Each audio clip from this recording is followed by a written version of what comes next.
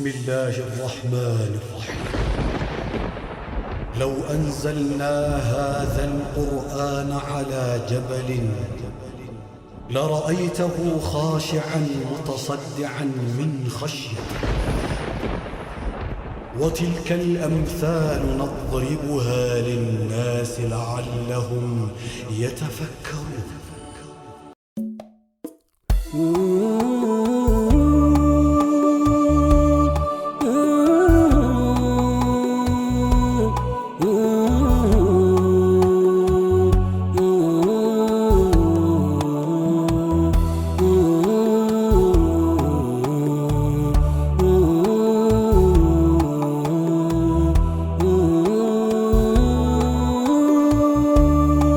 በቁርአን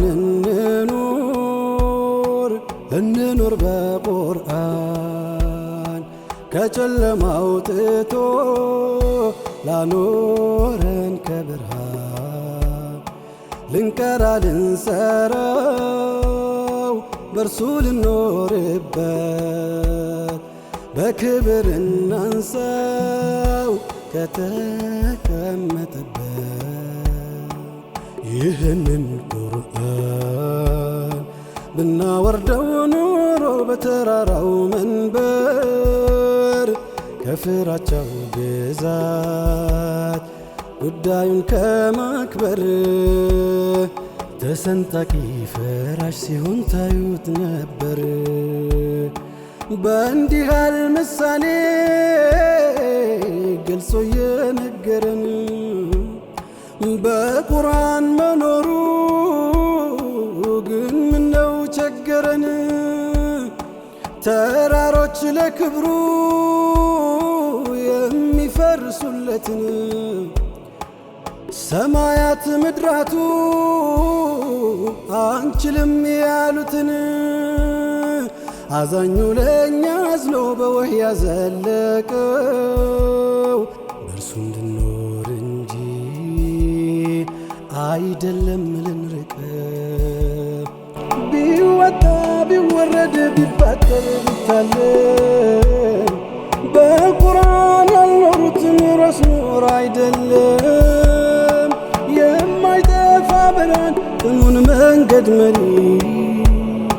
በእርሱ ፈለግ ገብቶ አንድ የለም ከሳሪ ሺፋና ረሕመት ሆኖ ወርዶ ላለም መድኃኒት ታቅፈን ለምን ያጥቃን ህመም።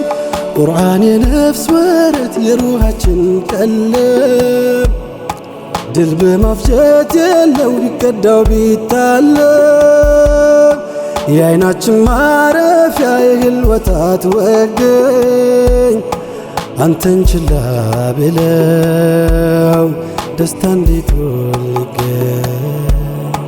በቁርአን እንኑር በቁርአን ከጨለማ አውጥቶ ላኖረን ከብርሃን ልንቀራ ልንሰራው በርሱ ልኖርበት በክብር እናንሳው ከተቀመጠበት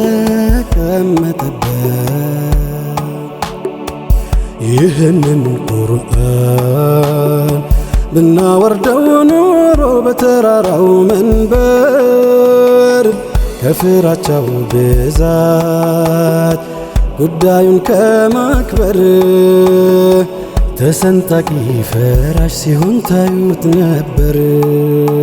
በጨለመ ዘመን ሐዘን ጭንቃ ጭንቁሎ አድሮ የበዛ ሰው እንዴት ብርሃኑን ይዘንጋ እንደዋዛ።